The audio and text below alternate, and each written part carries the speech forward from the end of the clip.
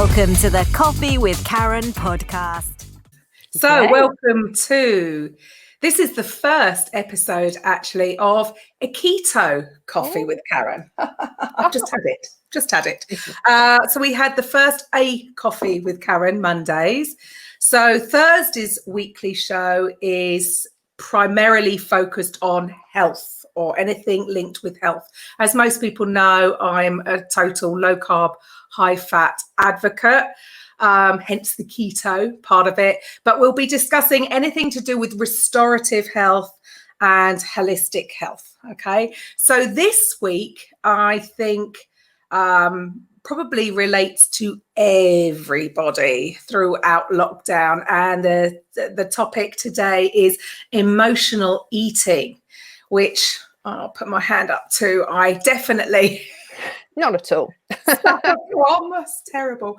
So, Susan, if you could just, first of all, just introduce yourself to the listeners and explain a little bit about who you are and what you do.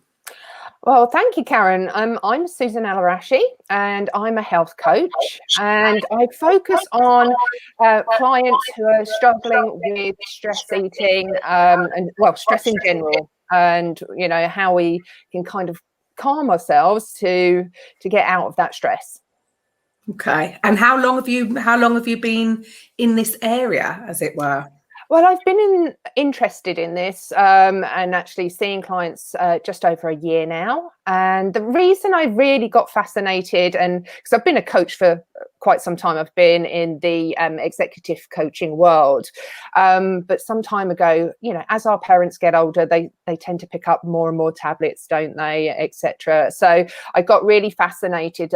My parents had a great doctor at the time, and he really sat down with them and started to try and unravel some of their lifestyle challenges. And what really made me think about this was my dad thrived. He took the health programs, changed his diet and really run with it, but my mum was struggling. So that's really when I got into health coaching.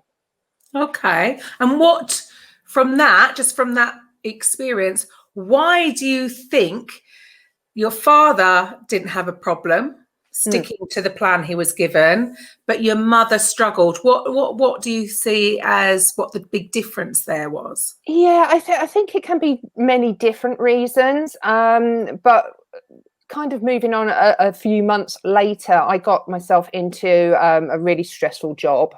And all of a sudden, although I was really brought into the goal setting and just get it done, I really struggled. The longer and longer I was trying to fight that stress, the harder it became to have the energy to do anything different. Having that sense of giving up the one thing that I got some enjoyment out of was a big struggle. And I think, as you push on through, our bodies are designed to keep pushing on through. And I think, you keep pushing, and then you haven't got the energy or, to get up and go. Almost your mojo goes, and I think that's a part of it. And I think that that happens for all of us because, as you said, our bodies are designed to deal with stress, but it's not designed to deal with stress 24/7 consistently, week in, week out for months, years, right? It's initially developed. So if you need to run away from a saber-toothed tiger, you can go. But absolutely, we need it. Yeah, we need it. It's a good thing to have.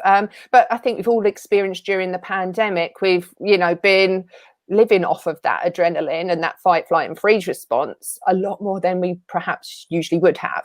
Absolutely. And that will have a knock-on effect to our health on a physical way, but also mentally, right?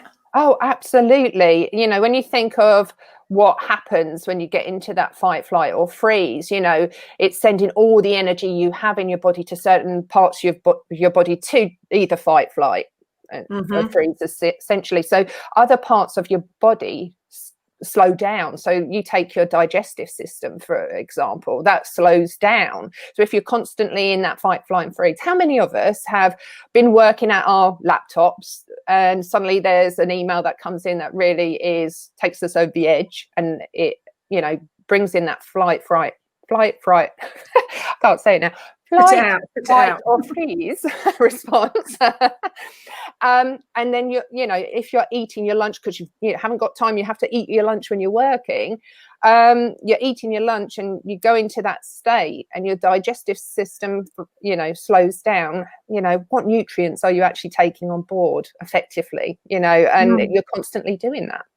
Absolutely, it has a total knock-on effect. So, emotional eating, what and why do we eat, or not all of us, but do some of us eat when we're emotional?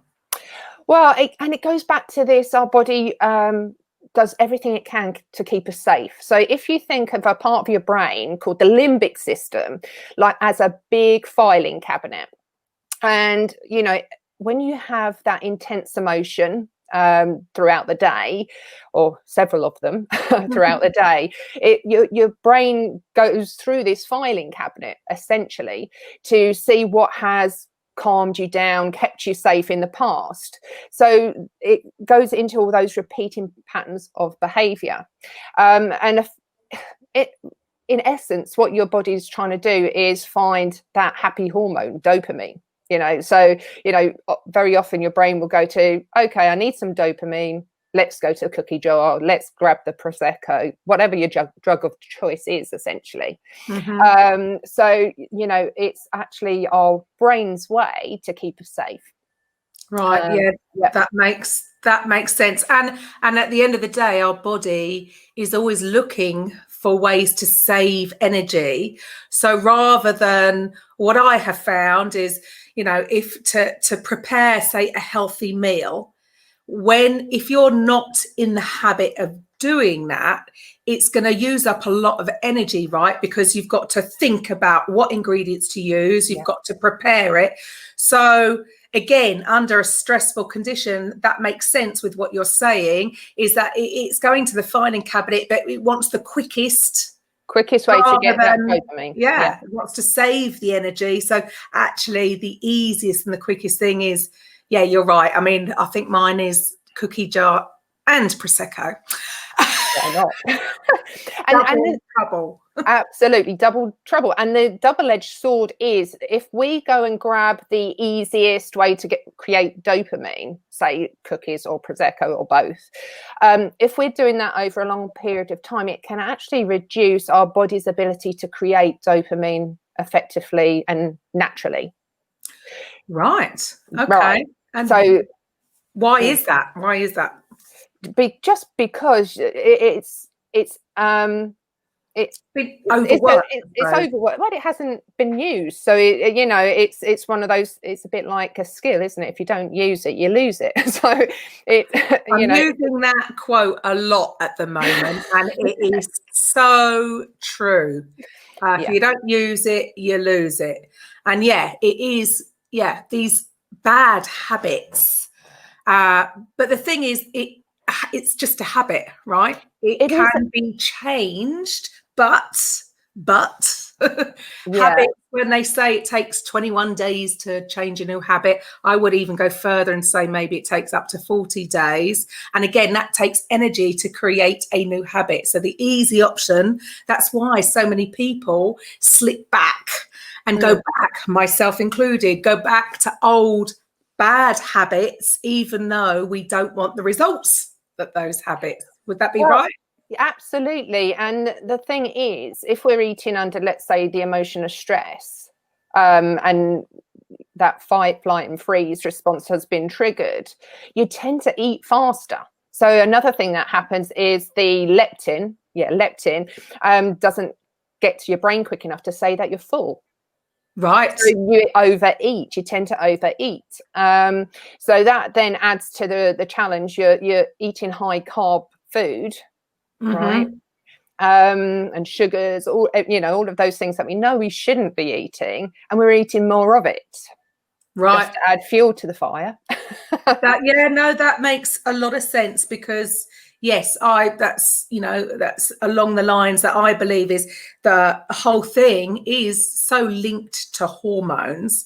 When somebody is, very fit, low body fat, their leptin levels, they're right. So, like a baby, look at a baby.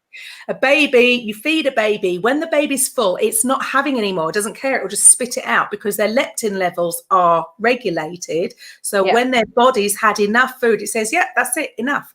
Whereas for some of us,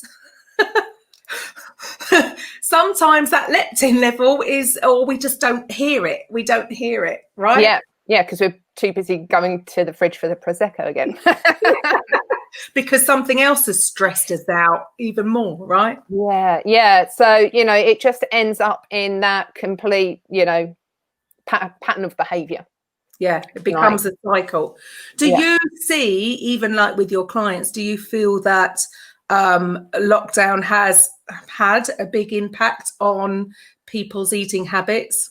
Oh, for sure. Without a shadow of a doubt, it's, we're all stuck at home. I'm not going to say we're bored, because, the world keeps changing and we keep having to do different things to make a living, to be honest. And, people are homeschooling.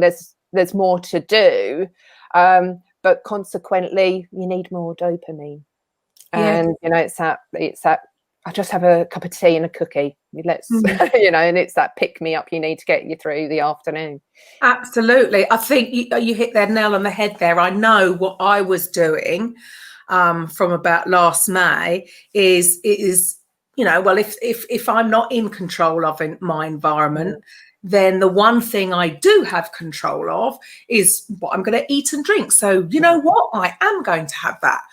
Even though I should know better. I know that I don't want the result that eating or drinking those things is going to give me, but the response because of that stress is more important. So I'm going for that quick fix, quick, like you've just said, dopamine. I just wanted that dopamine hit because everything around me is doom and gloom, and I'm being told what I can and can't do. So this is the one thing I can do. So I'm going for the quick fix. Right? And you can control it. Yes. In your mind, it's the way that, I pick my spirits up. I can. Yeah, it's my choice. It's nobody else's choice. But I don't choose the result. If I could swap that over. I know, right? So now we know what emotional eating is. What would you say are the warning signs for people? So because I know how it is. You can have a cheat meal or a cheat day and then get back on track. Yeah. The harder thing is when it has become a little bit more consistent. Yeah. And then you're in the habit of these bad habits again. So what would you say to try and cut it off early, to get back on track early? What are the early warning signs? Yeah, I think we have to recognize, our behavior and what are the triggers for us to reach out for the cookies or whatever it is we go for. We can find that as in cravings, when we start to think, oh, I really fancy, a cup of tea and a cookie right now, kind of take that stop and say, do I really want a cookie? Am I hungry? What's my reasoning for that? Because essentially what we're trying to do is work out why we are wanting to grab the cookie or drink the Prosecco, whatever it might be. So it's really just finding how we can just stop ourselves in that moment from going to the fridge or, to the cupboard to grab something, and to actually question why you want it. Are you actually hungry at all? And very often you're not. Very often you're not. So that makes sense. So because, if you are in, again, it's a habitual thing. So if you're doing things on autopilot, so it's a subconscious thing. Yes. By actually stopping yourself and asking yourself a question, that's bringing you into the present moment, right? Because your answer that gives you the ability to critical, for critical thinking. And actually, yes, okay, yeah, do I really need this? Or should I just have another glass of water or whatever, go to do something else that is going to give me a dopamine hit? Yeah. And it's really getting down to what's that intense emotional trigger that is making me do that, because very often there's a root cause of why we're doing it. So for instance, I knew at one point in my career when I was under a lot of stress, I literally counted that I'd had stopped, gone to the kitchen and made myself 5 cups of tea one day. Right. And because that was the way that I kind of linked it to a time when, I used to get upset and my mum or my grandma might turn around and say, oh, sit down, have a cup of tea. And so that was where I learned that behavior. So I understood that I'm doing that because I'm under a stress response.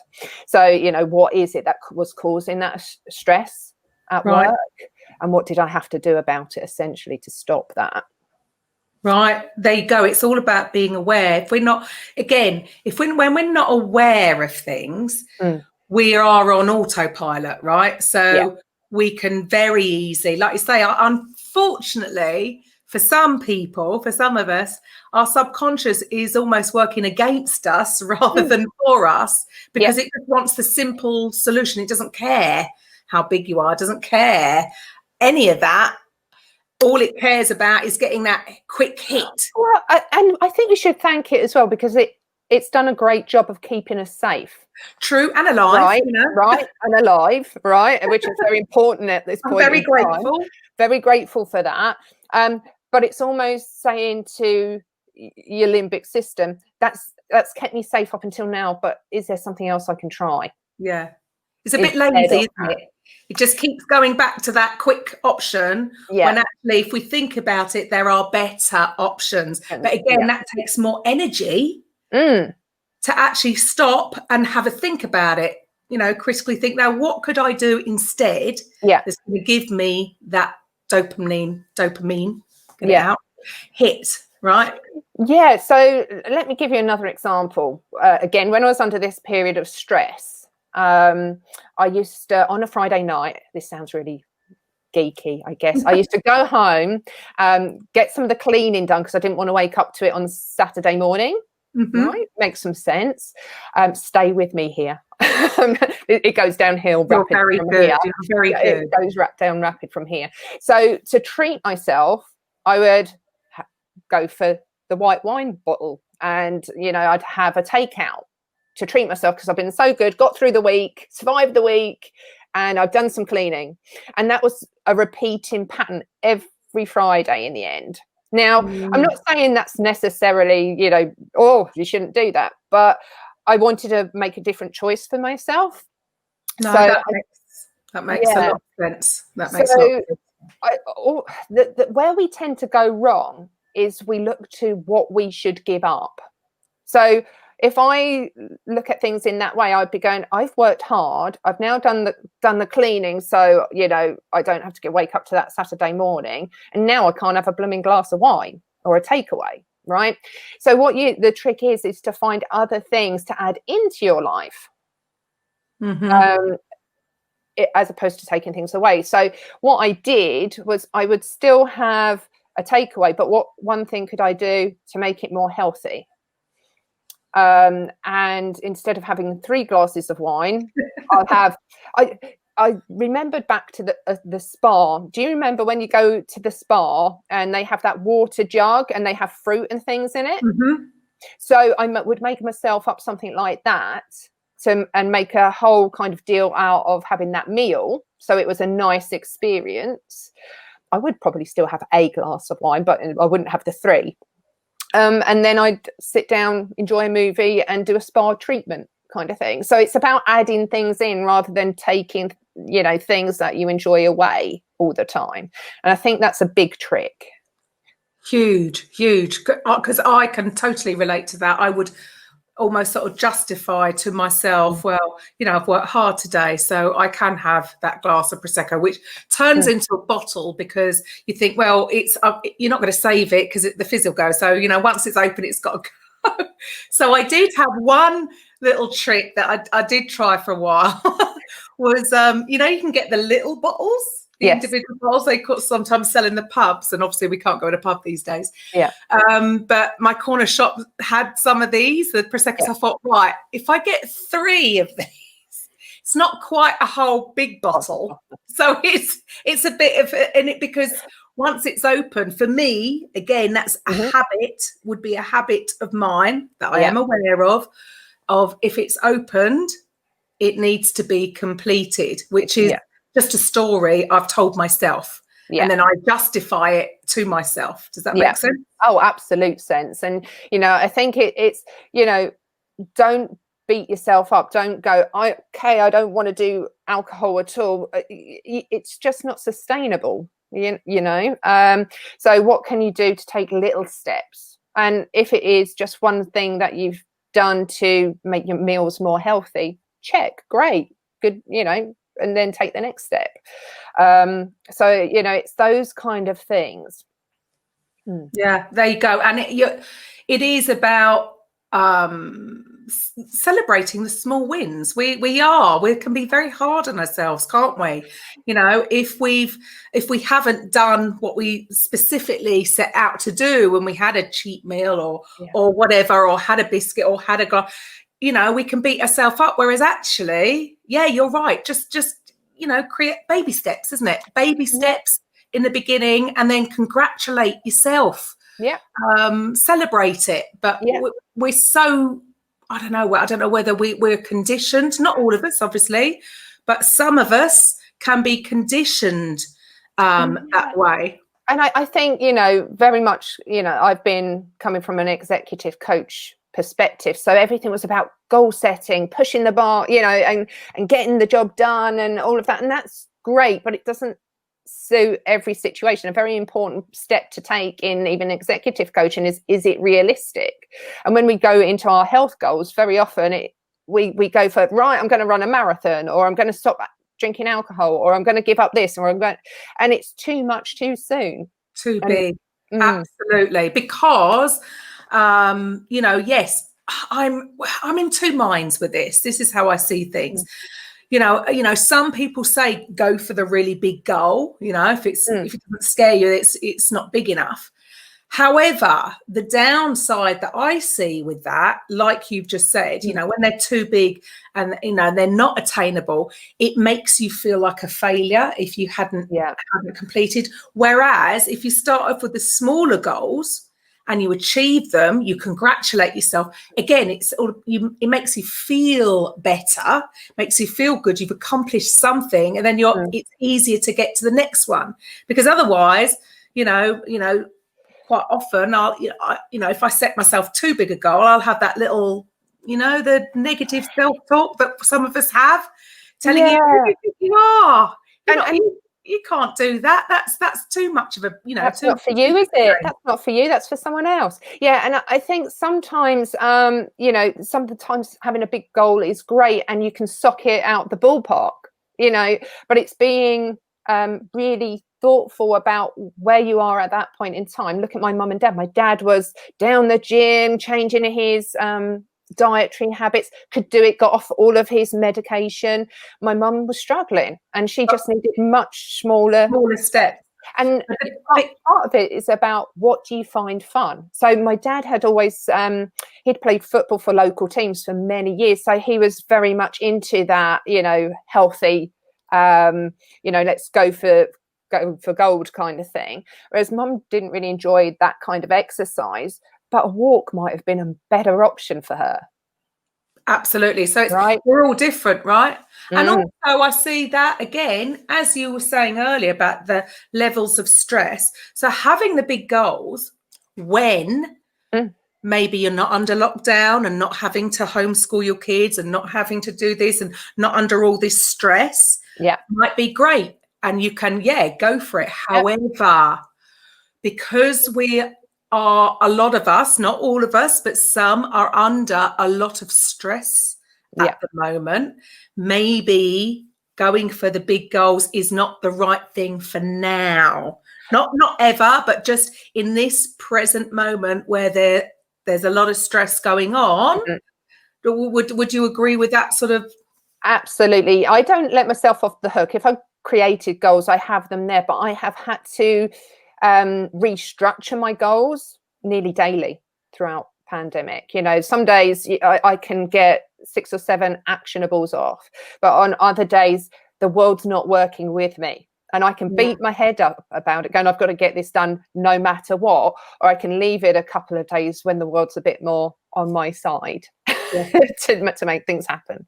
Yeah, no, that makes a lot of sense. So why is it important that we focus on stopping, not obviously eating, but the emotional eating? Why is that important? Well, we tend to go for the bad or not so, or foods and things that don't really serve us when we're emotional eating, right? Yeah, we're not eating lettuce. I'm not overeating lettuce. No, me neither. So it's really that over a prolonged period of time, could start to see health challenges. I read today, actually, in preparation for this call, that 1 in 16 in British citizens or people who live in the UK are suffering with diabetes. Oh, how scary is that? Don't get me started. Terrible. It's scary, and it's these kind of habits that get us there. They're reversible if you catch it early enough. There you go. Well done. Yeah, absolutely. But we've got to be more mindful about it. I was looking at the figures as well. I've been bleating on for the last year about stress, anxiety, depression in the workplace. The figures were we've lost 12.8 million days in the UK due to those things, that stress, anxiety, depression.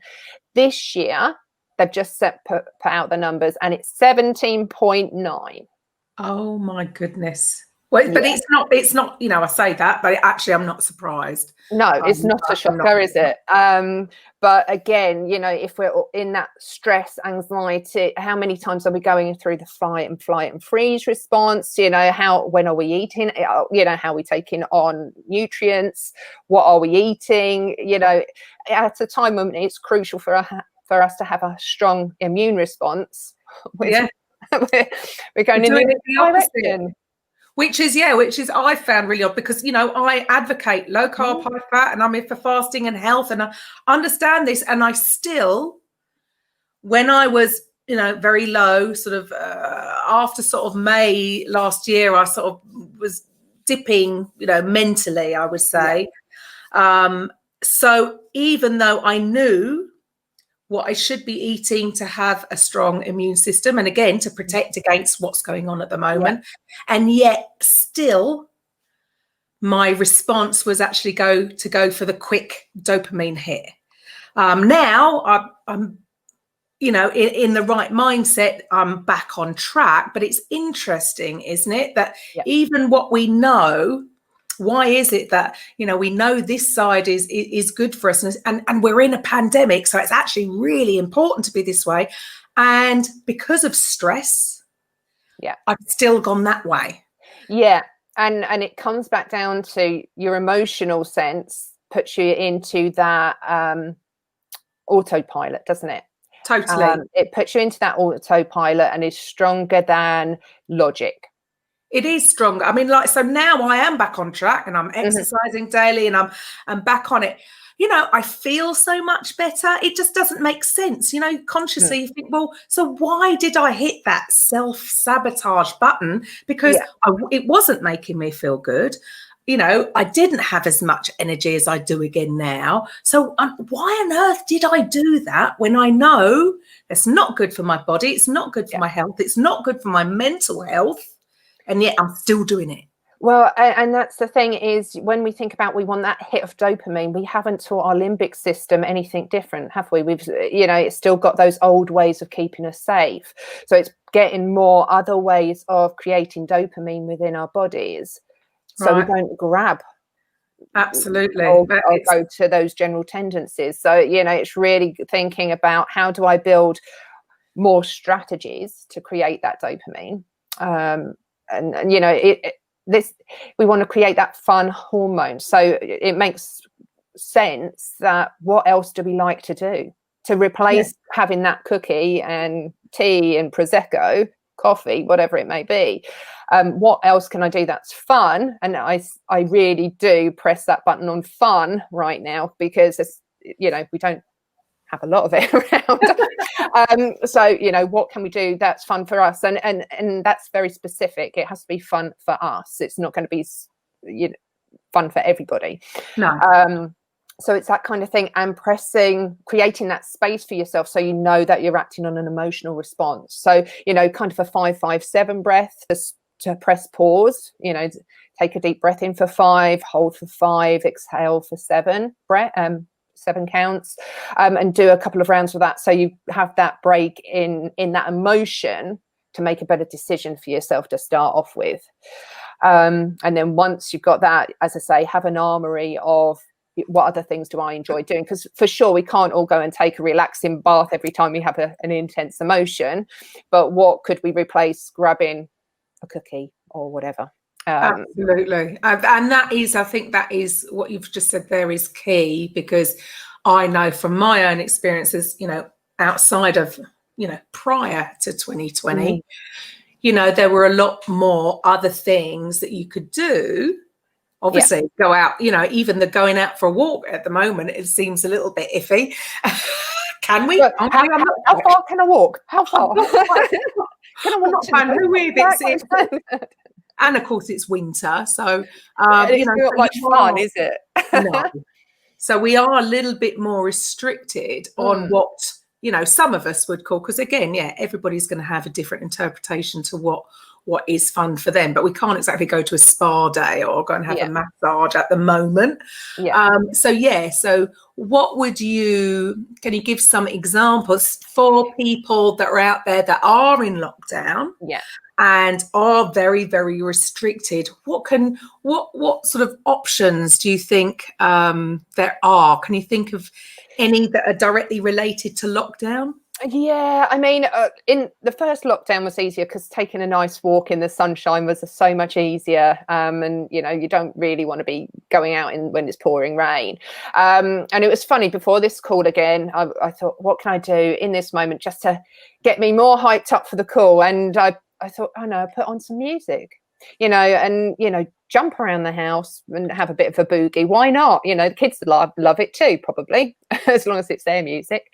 Maybe it's singing, it's all those kind of things, making a ceremony out of dinner or lunch and not rushing it, have something healthy, make it. I even got to the point of, well, is it even when I sit down for a meal that I like having a wine glass? So I got myself a nice glass to have my sparkling mineral water with fruit in and things. So, it's making sure it lasts 20 minutes. You can digest your food properly. Do not open your emails or have stress at that point. So, it's those little things that you can enjoy.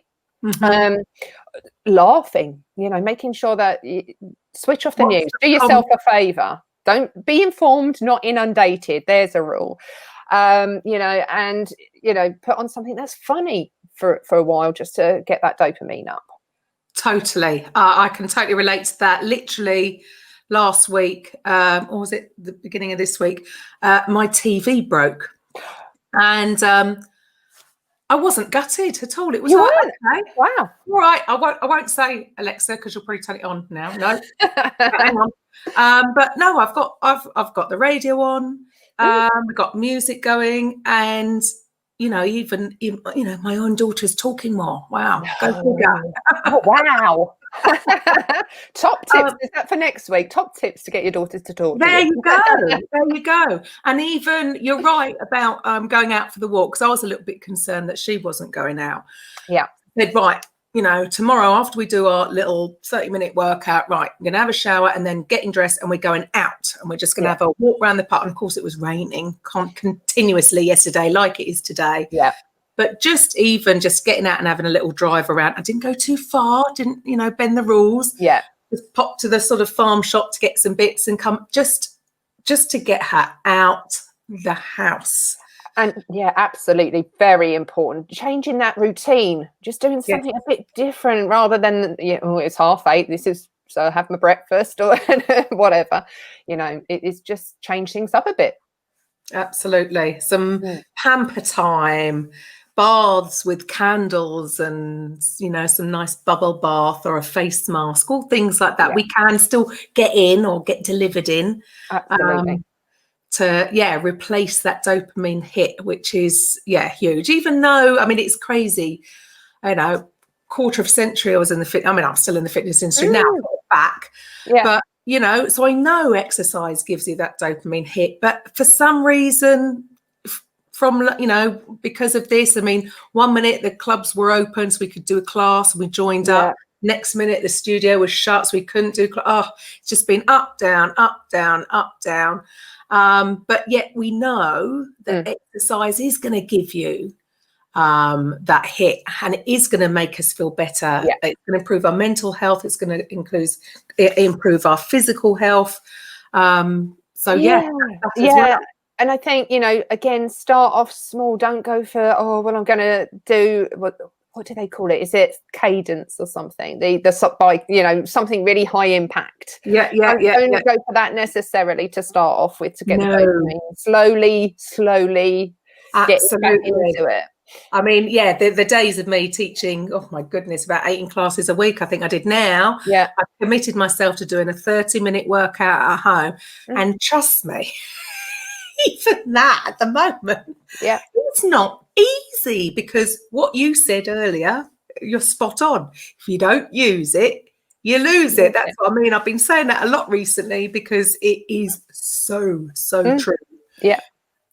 And one thing that I've got back into, because I've been playing this, it's too busy because I'm having to do a lot more things into my day, got back into reading. Who knew I'd enjoy picking up a book? There you go. My daughter's the same. She's just asked for a fit because she's constantly on her phone. And I think, how can you even read on that tiny little screen? I've got a big screen on my iPhone. I've got the biggest size because I need it now. And you think, I'm going to just get an actual book, a physical book to read. So yes, it's that's definitely another thing. Yeah, who knew? Books? Who knew that? Right. Oh my goodness. Oh, cool. So it's about creating a whole list of things, of things that take you 5 minutes, things that will take you an hour perhaps to do, so you can have something at hand that you can use when you're going through those times of heightened emotions, or you just feel triggered. Absolutely.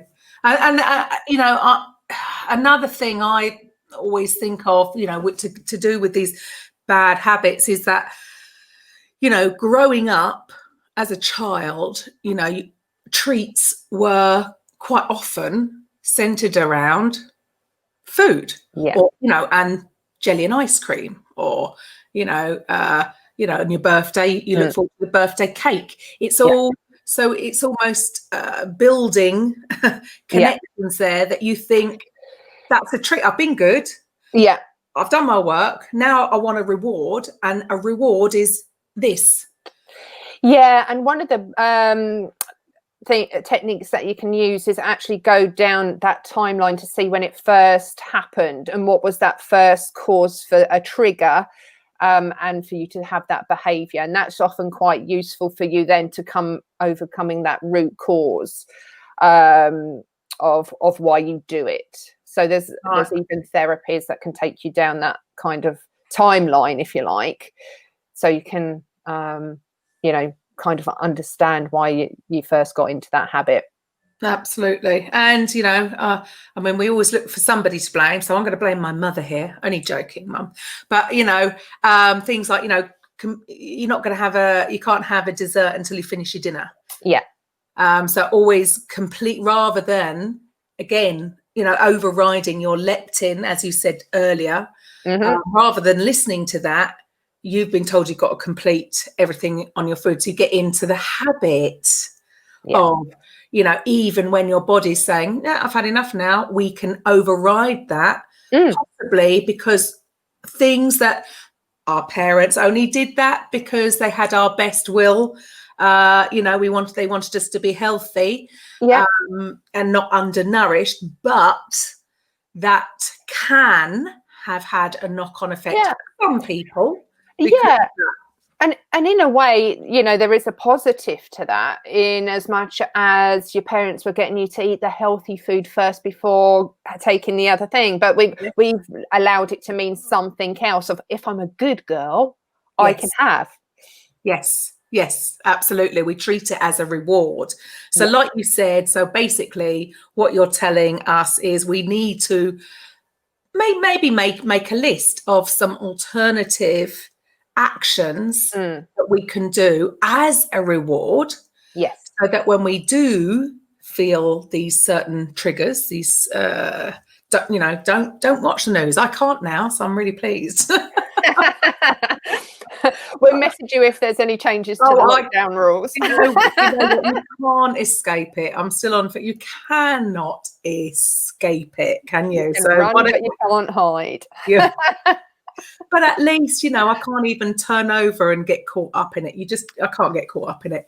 So moving on. So why do you think that we engage in these unhealthy habits instead of doing the things that we know are going to make us feel better?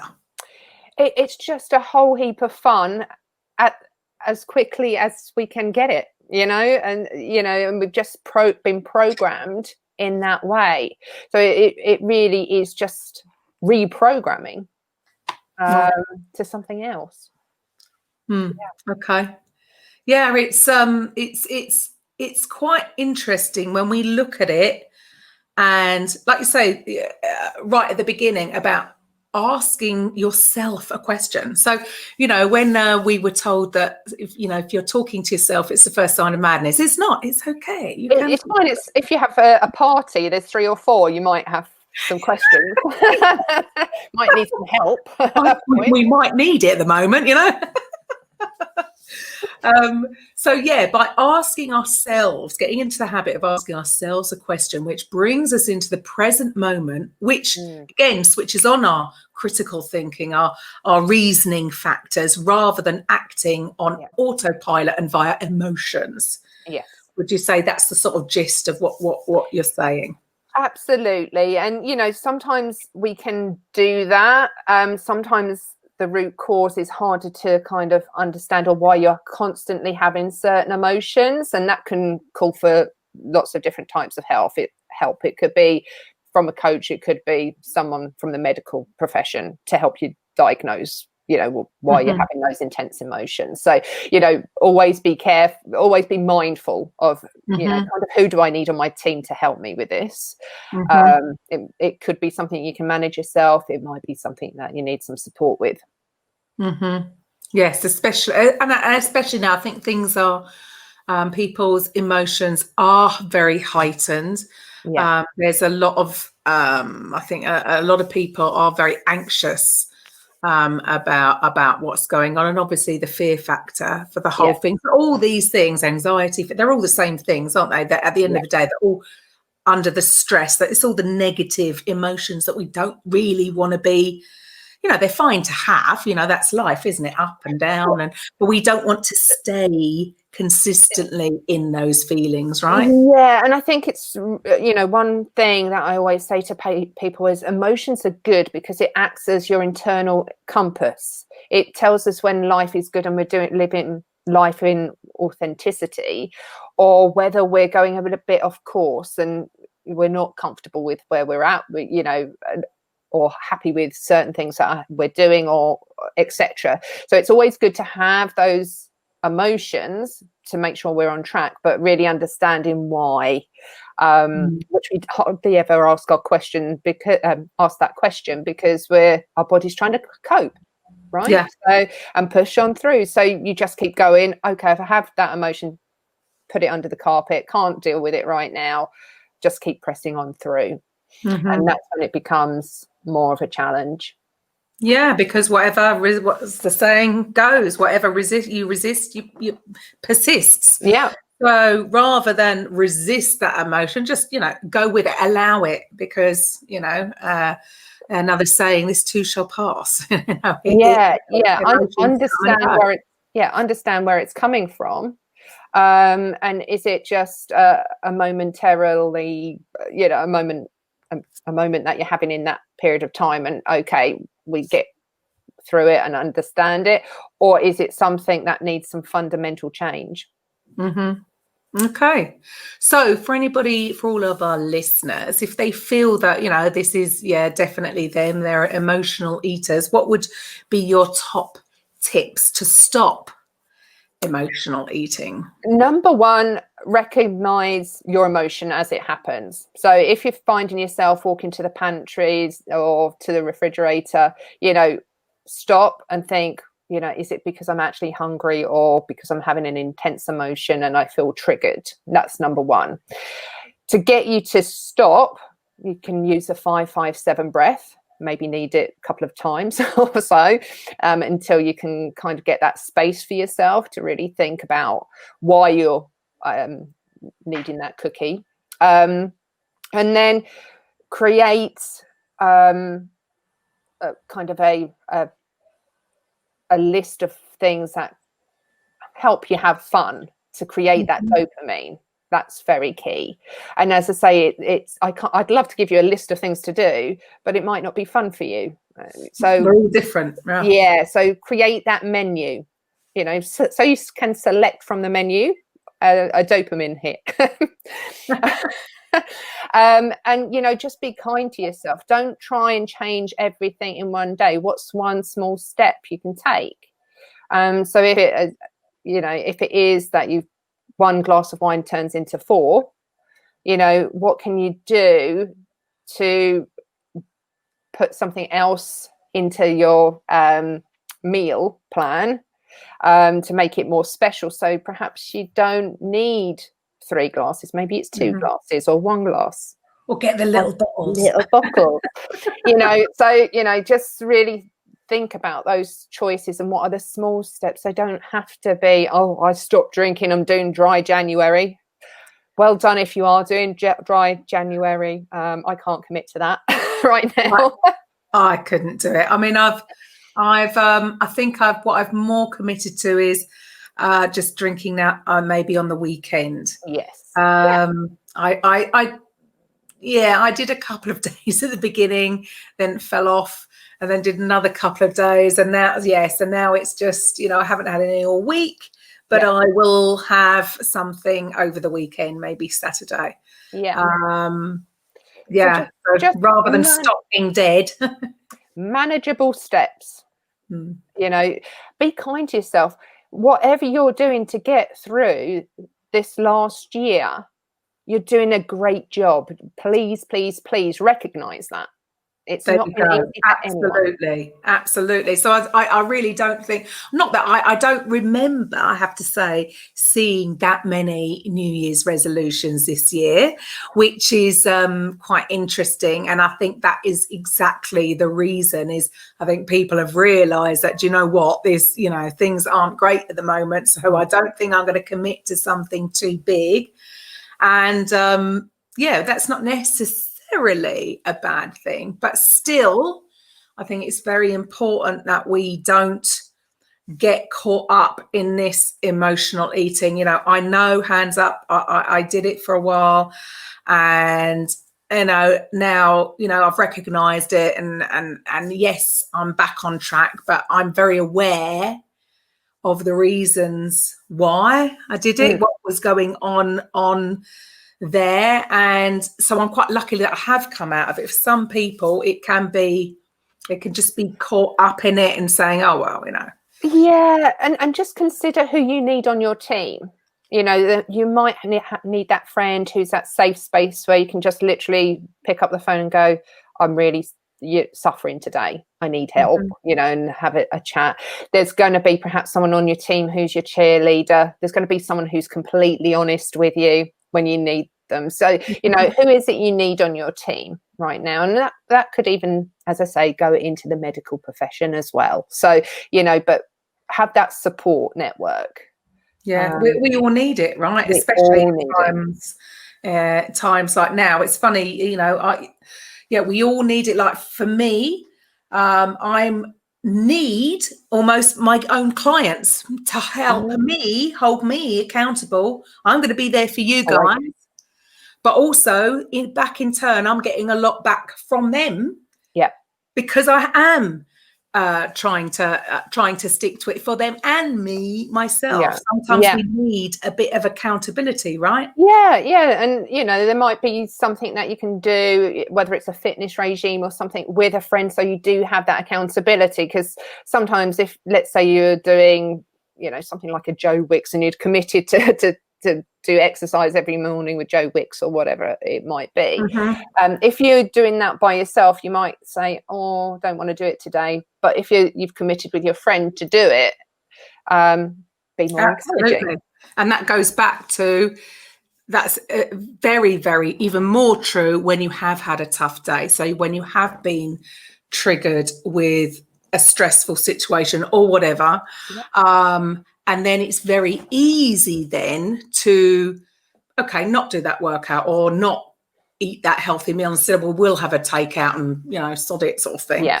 So yes, that's a very, very important point. I think is accountability really is key, because otherwise, if it was just you might not do it. But if somebody's there and you can't let them down, then you're more likely to keep going. That's for me. That's absolutely huge. I definitely would agree with that one. So awesome. Well, thank you for that, Susan. Thank you for sharing today as well, Karen. I've had a great time. So if you would like to explain to the listeners how people, what you do and what you can do to help if people are struggling, and then how people can contact you. Yeah, so at the moment, I'm still meeting clients and allowing them to pay what they can right now for support. And that really is by contacting me and arranging a first catch up, really, to see how I can help them as a health coach. And they can contact me on my email address, which is susan.alrashe@gmail.com. Karen, will this information be available? Yes, this will be available. Yeah. And you can check out my website also. And I'm on Facebook as well. And Karen's got all the details to those. And I've been really excited to hear and speak to you and see how I can help. Okay, so really, does your sort of ideal client look like?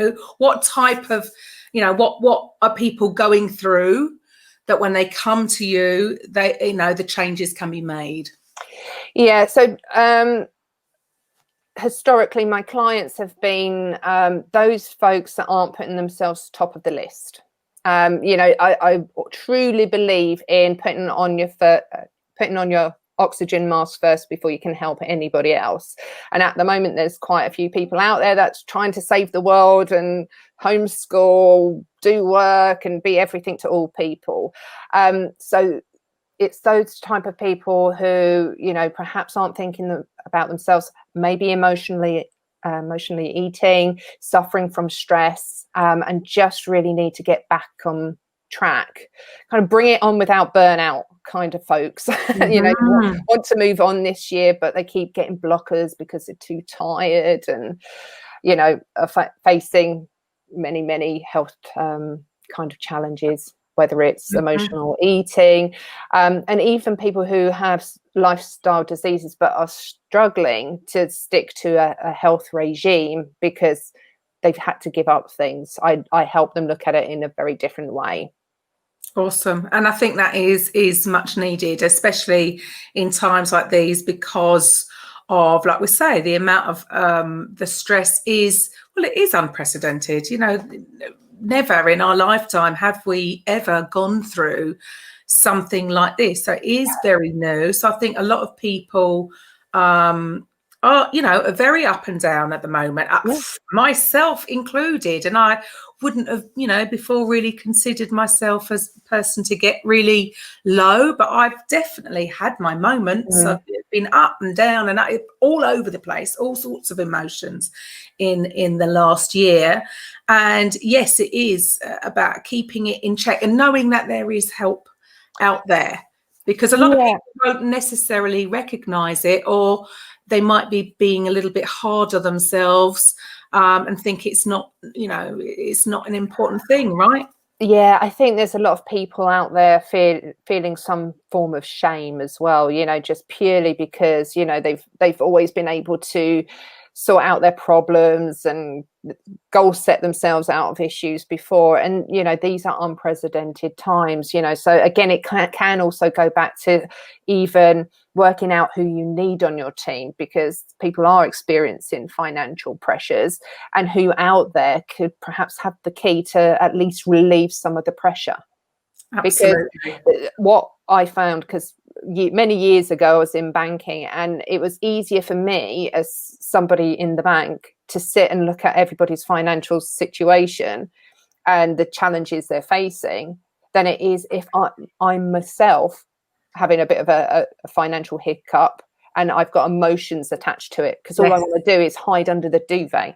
Right. So when I'm getting into that kind of a situation, I will pass that on to an expert and say, look, this is what I've got going on. This is the challenges I'm facing.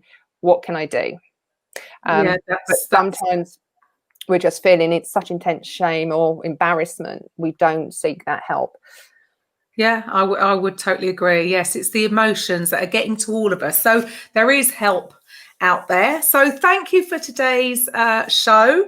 So next week we have Monday on a keto, Coffee with Karen on Monday. The topic will be the dreaded homeschooling. Ouch. I'm so grateful I don't have to do so. Dodge that bullet. All the mums and dads out there that are having to juggle work, being at home, having to, I really don't know how you're doing it. So we will be discussing that. And then next Thursdays, a keto coffee with Karen will be discussing the immune system. So please tune in to then. Once again, thank you very much, Susan, for this, for today's show. And we will see you next week. Welcome to the Coffee with Karen podcast.